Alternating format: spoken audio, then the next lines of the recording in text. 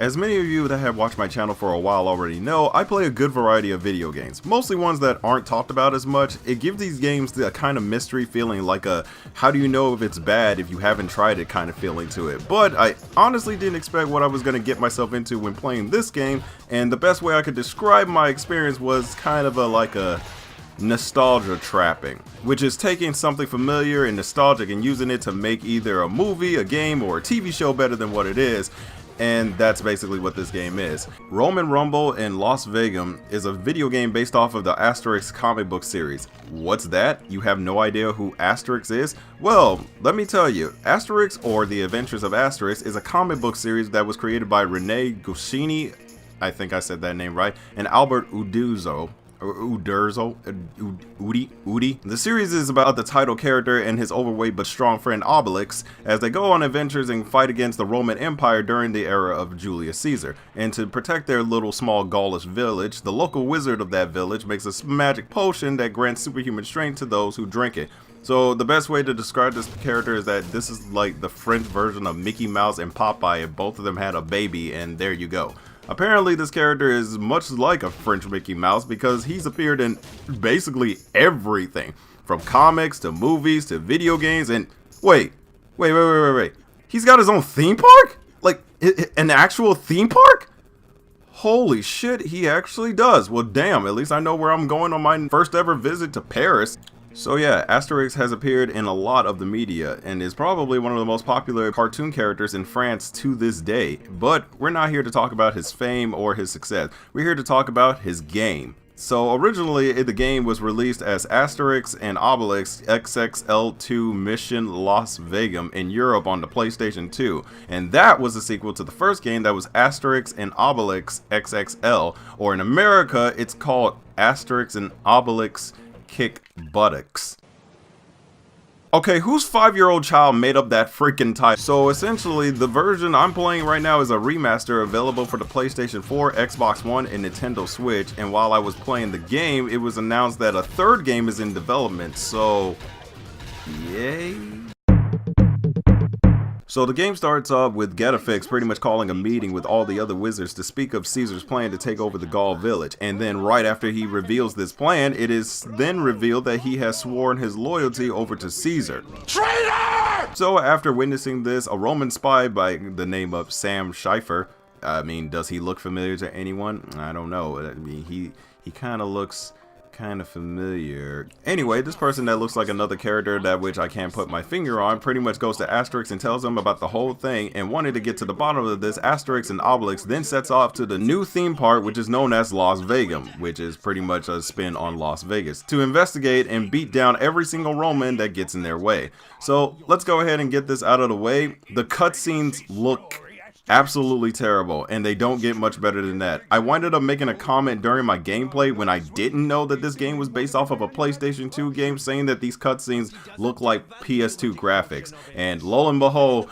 I pretty much hit the nail on the head. And as for the rest of the game, the graphics look okay for the most part. I mean, if anything, it kind of looks like a PS3 game rather than a PS4, but I mean, what do you expect from a PlayStation 2 game that just got remastered and barely had any work put into it? Nothing groundbreaking, but at the same time, nothing terrible. The game is a 3D collectible platformer like Banjo-Kazooie and DK64, and it takes place in the amusement park and is divided into 6 zones, where you travel to different zones and collect different objects like diamond helmets, postcards, and figurines. Your currency to collect in this game, so you can pretty much buy your weapons and upgrades, or in this case just upgrades and figurines, are basically helmets that you'll pretty much pick up after beating down every single last Roman soldier that you'll come across in the game. The levels and worlds are kind of boring in my honest opinion, and doesn't make me feel like I'm going to be having a fun time, but it makes up for it with certain video game references that you'll see in the background. I'm talking references to Bomberman, Rayman, Tekken, Sonic the freaking Hedgehog, and others. I appreciate the game making me laugh every single time when I notice an Easter egg or two, but man, when you play throughout the entire game, it goes from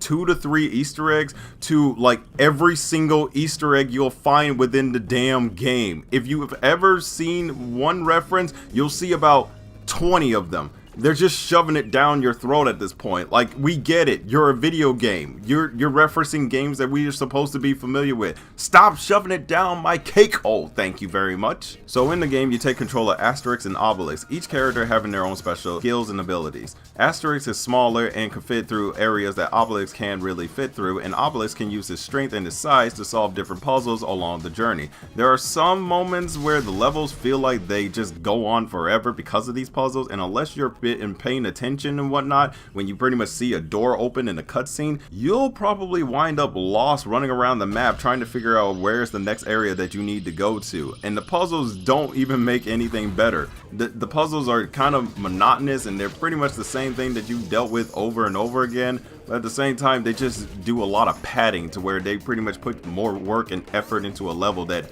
doesn't really need all that work to begin with. Let me go ahead and use a different game for an example, like the Legend of Zelda series. Every single time when you come up with a solution to a puzzle that Zelda pretty much shows you, you're pretty much like at the aha, I figured it out type of thing. Except in this game, it's more like a am I done yet type of thing. You cannot have like any puzzle that pretty much makes the player ask if they're done yet or is that the end of it, because that is pretty much a sure sign that your game kind of sucked. Not a lot of to say about the main characters as well. I mean, these two are just basically the same, except one's taller and one's smaller. Hell, even in combat, they pretty much fight the exact same way. There's no difference to them at all.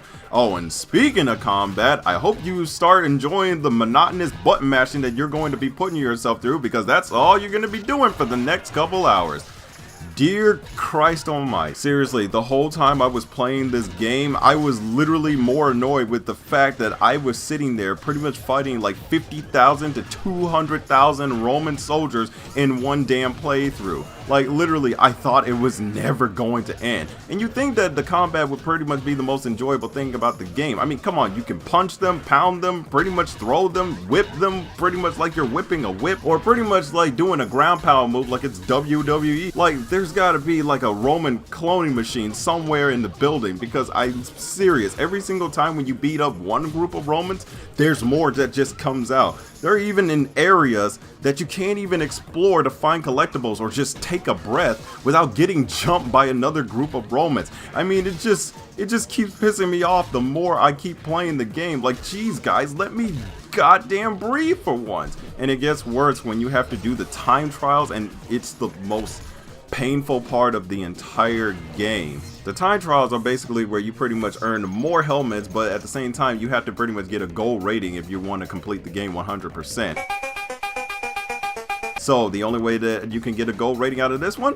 Beat up every single Roman you can before the timer runs out, which is a lot harder than you think, because again, they pile on top of you. I'm serious, you better button mash like your life depends on it, or otherwise these bastards will keep dogpiling you until your heart's deplete completely, and that freaking sucks. I mean, look at this. Look at this. This is freaking insane right now. But luckily during the combat you could pull off some awesome combo moves when the game suggests it to you, and doing so will grant you extra health, power-ups, or wherever the game pretty much rewards you with. And I mean, it's a good reward system, but it doesn't make it any better because they are endless. Endless.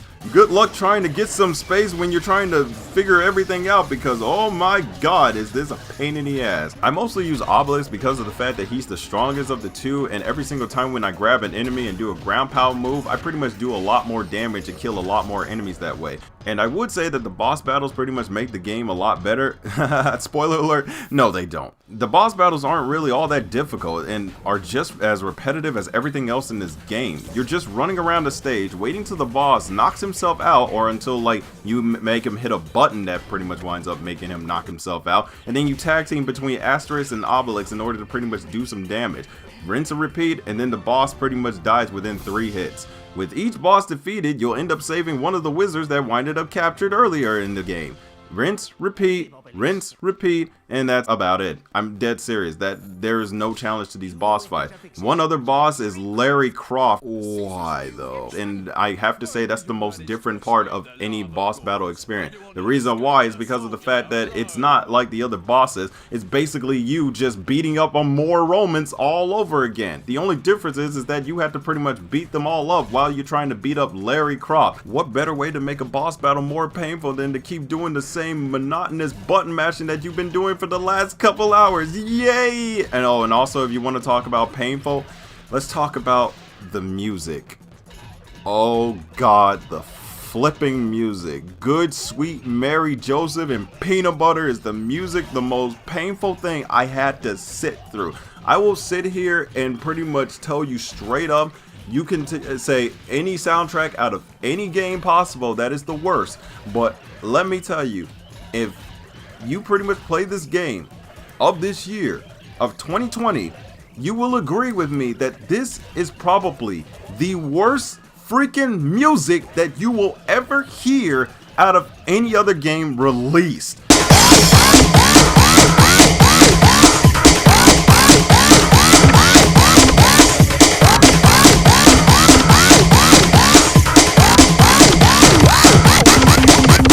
I mean, some of the songs aren't too bad when playing in the background, like when you're not beating up on a whole legion of Romans and everything. Sometimes the music can pretty much be charming and give off that more somber, cartoony type of feel.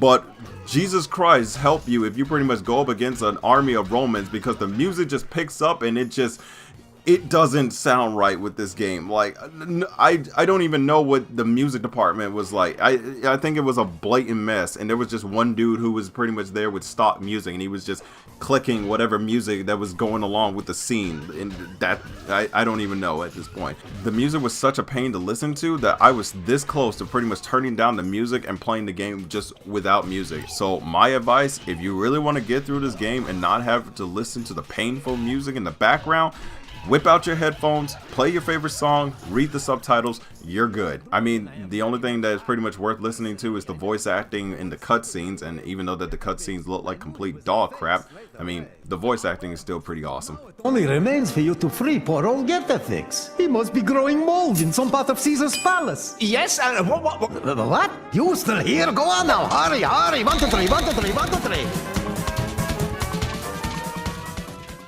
So by the end of the game, after all that button mashing, collecting, and all the painful things that you had to go through, you finally make it to the final battle with Caesar. Finally, the final battle. Is it going to be a type of thing that's pretty much going to test my wits and my skills and my gameplay experience, or is just going to be him suddenly coming out with clones to where you have to pretty much button mash all over again in order to pretty much like do it like you haven't been doing it for the last couple of goddamn hours since you started playing this game? disappointed! Coupled with the stupid giant boss battle that you've done 100 other times before, and the level is over. That's it. What in the God's green earth, man? Asterix and Obelix pretty much beat Caesar. Caesar pretty much calls off the invasion. They go back to their village and celebrate, and the story just ends. That's it. Game's over. Great. You pretty much wasted your time pretty much playing this. I wasted my time playing this. I actually thought that there was going to be a light at the end of the tunnel, but nope, it was a train that smacked me right in the face. Like seriously, even when the end credits came up, there is no music ever. But after listening to the music that I listened to in this game, I don't blame them on this one, because I would have pretty much put a gun to my head at this point. So to sum it up, Roman Rumble isn't really a bad game. It just isn't worth the $30 that you pay for it within retail pricing. It is just not even worth it. Like, this game wasn't even worth the $16 I paid for it. If I have to go that far, it's probably going to be worth like $10 or maybe $5. But other than that, I wouldn't pay anything more than $10 for this game. This game is definitely not worth the price. I mean, God, what more can I say about it? The combat is repetitive, the music is annoying, the puzzles and the levels can go on forever, pretty much making you beg them to pretty much end it already. The voice acting and the game references are the only good things I could say about it. The voice acting for Asterix and Obelix are probably the only entertaining things out of here, especially the cutscenes. Even though that they look horrendous, the voice acting within them pretty much sounds like something that I would expect out of a cartoon. Hell, if they pretty much made a cartoon or a movie out of this game and pretty much just make it nothing but 2D animation, I would probably watch that in a heartbeat. I mean, Jesus, if they're still making cartoons of this, please get to work on this. But please don't make a video game out of this one. Not terrible, but it's just a disappointment, if anything. So without further ado, guys, I give this game a 6 out of 10.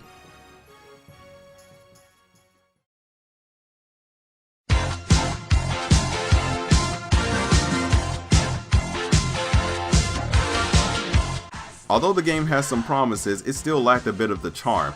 I know it was trying to pay homage to longtime gamers out there that pretty much tried to be reusing gamer tropes and nostalgia to pretty much have you sold on the game. That's not how it is when you're pretty much trying to get people to play your game. If I really wanted to play an Asterix and Obelix game, I want to play an Asterix and Obelix game. A game that pretty much makes me feel like I'm actually going on an adventure, not doing nothing but basic chores and doing monotonous button mashing in order to pretty much get to the end of the level. Throughout this entire game, it was not more about me having fun with it at all. It was more about me trying to get to the end of the level as quick as possible just so I can end this and be done with it. And also, this game was so uninteresting and unfun that I did not try to pretty much complete this game 100%. This game is not worth completing 100%. You're better off 100% completing games like Ukulele more than this. I am dead serious. You would have a much better and fun time playing Ukulele 100% completing that game than you would playing Roman Rumble. I'm sorry. I love the Asterix character and everything, and I just started watching the movies after I pretty much played this game to see if the characters' movies are better than this, and short version, yes they are, but I can't save this game. I mean, if you want to pretty much check out this game for yourself, I would say wait till it at least goes on $5 or $10, or in this case, wait till you see it in a bargain bin, so that way you pretty much won't burn a lot of your money to pretty much play this crap for yourself. Pretty much making a game that's pretty much more of a trope than anything, it's not the best way to pretty much get players to play your game. Hell, even remaking a game that still had the same flaws as before isn't really a smart move, but I mean, other people still do it. But all I can say is that I hope that we can get a third game that pretty much is worth playing and actually has some better mechanics to where I can pretty much like put my faith in the fact that, you know, the character can still pretty much make a decent video game rather than like just be more popular in comics and movies and cartoons and so on and so forth. But that only still leaves me with one question. When are we going to get a 3D Popeye platformer? I mean, come on, y'all already wasted my time with this shit. You might as well go ahead and give me a Popeye video game right now. And don't you dare pretty much give me that runner game like you did for the Game Boy. Hey, wow, thanks a lot for watching the video. I'm sorry for insulting your ear holes with my constant nagging and my pretty much annoying ass voice. But hey, if you pretty much enjoyed the video and everything, be sure to pretty much hit that subscribe button and ring the bell just so you can be notified for more of my videos. And also, if you like the video, be sure to hit that like button and share the video around just so you can pretty much show off to your friends about a 20-year-old loser who pretty much sat here and played a very awful cartoony game that pretty much took a good bit of his time and he's never going to get that back. I'm sad now. I'm probably going to cry after this. But anyway, guys, thank you so much for watching this video and watching me pretty much torture myself with this game. And I hope to see you guys in the next one. This is Crazy Kent, and I'm out. Peace.